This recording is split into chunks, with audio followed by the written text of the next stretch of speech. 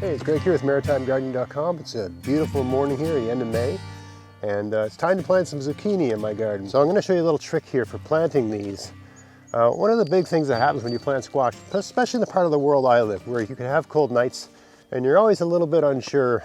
You know, you have one cold night where when the seed swells up with water, and it gets cold, that can kill the squash. Same with the bean. So you're always a bit concerned, are my squash alive or my squash dead? And you plant them in a garden like this, you don't know where you stuck them. So it's really hard to check. I'm going to show you a neat way to identify where you're planting everything, so that if you do, what I tend to do is after about 7 days, I start picking around with my finger, looking for some signs of germination, some signs of life, just to assuage my fear, my concern that I planted a little too early and the seeds die. I tend to push things a little bit. I've got a short growing season here and I want everything to get going. So here's all you do. I got two types of summer squash or zucchini. Magda, it's like a light green, lime green basically. Zucchini is very, very good. We love this in salads. We like it cooked too, but it's got wonderful texture, creamy green color, and succulent nutty white flesh. Perfect explanation of what it is. And this here, something called, this is like a summer gold, I think. Right? My wife really likes zucchini relish. I've done videos on how to make it. And I always have to have yellow zucchini because she likes yellow zucchini relish. Okay. All right, so here, all I do is I put a rock down, and then I put 3 seeds around the rock. Because not every seed makes it, not every seed is strong, and of course things like snails and things like that can take them out. But the only reason I'm putting the rock here is because it kind of stands out, right? So it's kind of obvious, right? So I put the rocks down, get a sense of the spacing. I think about 2 feet apart is a good, or these aren't 2 feet apart. They're probably more like 20 inches apart, I'd say. That's fine, right? These two are, let's see, we'll put one here, one here, one here, one here, and one here. I think it's good to do the spacing first, because you can change your mind about things. But I think this is all right. You don't realize how much you're going to get when they actually come in. What is this? 1, 2, 3, 4, 5, 6, 7, 10, 11, 12. All right, the heck with it. 12 is enough. 12 zucchini plants is enough. Crying out loud. All right. So we'll do 3 of one, 6 of one, and half a dozen of the other, as the saying goes. All right, so maybe I'll do all my yellow on this side and all my green on that side. The other good thing about planting 3 in each spot is if you have one spot where all 3 fail, you can pluck one up out of the ground and put it where the other one had been. I like to push these in. These are squash seeds. I push them in until I can feel the soil touch the edge of my fingernail. It says to plant them an inch deep. I probably don't go quite that deep. Okay, so there, they're in. That's all you got to do. Now I just got to do that for the other 6. I had the camera wrong there. I had the camera still zoomed in while I was planting the rest of them. But anyway, suffice it to say, I've decided I can only plant 2 per spot here because I don't have enough seeds to do 3 per spot. So that's fine. 2 is better than 1, that's for sure. Okay, remember the only reason we got a rock there is so I can know where they are. Right, so you need to know where your plants are supposed to be coming up so that you can check and make sure they are coming up. Okay, I got a couple extra here, so I might as well just go for broke. Okay, all right, that's the one. That's the yellow zucchini. Now we'll do these. Sorry, that was it's the yellow zucchini. Now we'll do the Magda. You see how quick this goes, right? I came out last night, almost that dark, and prepared the bed. Only took about 5 minutes. Wasn't that big of a production. There seems to be more of these Vessi seeds one. I had to get the yellows from a different seed provider because I forgot to ask Vessi's to send me some. But the Vessi's one has more in the pack. So that's good. Sometimes you get a good deal on seeds. You open up the pack and there's nothing in it, right? So anyway, they definitely got enough for 3 per spot with these Vessi seeds. Magda squash, Magda zucchini. I highly recommend this squash. It's really good. Now you notice I'm not planting these in mounds, right? And again, the only reason I'm doing 3 is so that I can eventually just have 1 per spot. 1, 2. I still got some left over. These are such a good eating squash. Can't say enough about them. There we go. You can cook them. I've got videos on how to cook them. Also, I think I've got videos on how to make a salad with them. I do a lot of cooking videos because, you know, oh, there's a rock there. Yeah, there's a rock right there. That's a pointless spot to plant anything. Where does that rock stop? Huh. That's a problem. Let me grab a pickaxe. How big is this rock? Oh my God, that's enormous. That's absolutely enormous. What are we going to do about that? I don't know if there's enough soil there to grow a zucchini. That's a huge rock. Oh man. Huge rock. That's got to come out. It's definitely got to come out. Decided to put this in the video. As I was planting, I came across this massive rock. And this is just a part of gardening. You got to deal with this stuff. It's too shallow in the ground to just leave it. It's got to come out.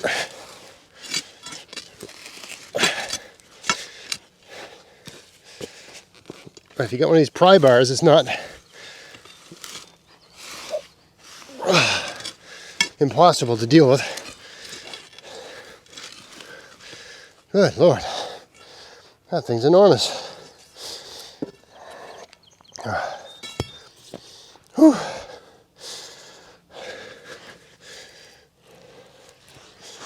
Let's see here.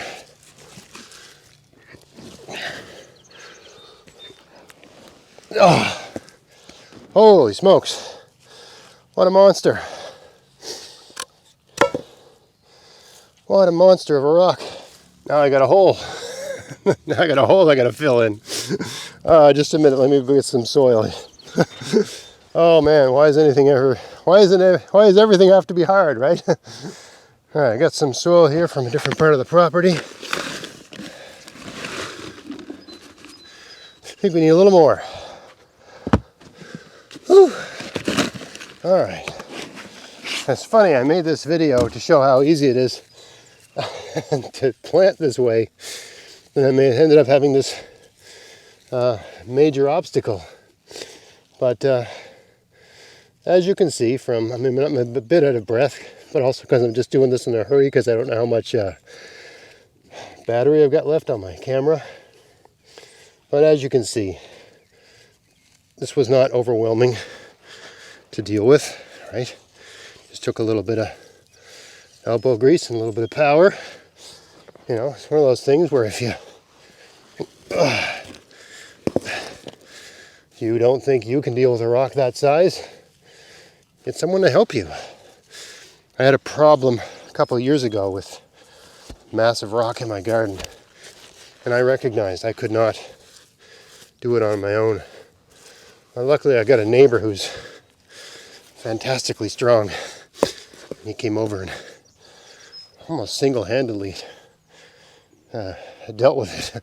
You know, it's almost like he had superhuman strength. It was kind of humiliating for me. I think I'm a pretty strong guy, but definitely not on this guy's level at all. Now the real puzzle is figuring out how these rocks were positioned in the first place.